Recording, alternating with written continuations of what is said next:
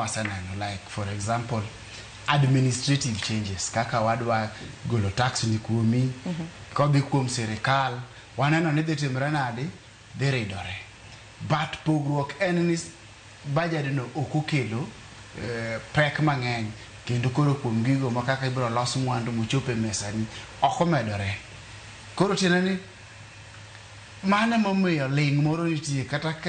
kata kiwinjo kokale mai jatend piny okete koke mobedo chik ka ji kia nikech nitemo wacho ni ka ekinde mana ji kore ne dhi rapar mar ng'anyo chieng' tarik 25 to chieng' tarik 26 wacho ni kiywe ndara to sama ywe ndara tiagas nyogore kacha yore moko dinu complain ni mondo the focus tiene ni gino wa jopiny ne ng'iyo sana nyen weche motudore kod ng'anyo to we will nitie budget we will nitie od bura ose discuss to sirikal onego bene timenadi kete koke koro mago to weche nyokikore to kata ka nyokikore ok ni nyopowa kode kata ni nyokale to kale ka in gima rach nikech nye pachwa ni kama chielo to kwa pot wapo kose kal gima rach budget ni ok rach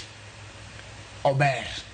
koro miyo kata ka nyokale silent nikech omulo gigo ma adieri kaka koro wan kaka ng'ama jalony nitie gik magombo winjo same loso budget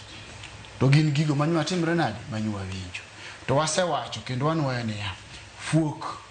mar budget en deficit kodok piny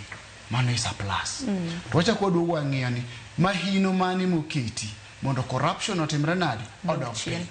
nikech ibiro yudo ni Sharon samoro kata wawachi ni okwa holo to marwa mathin mwayudo ni to kwatiyo go maber rach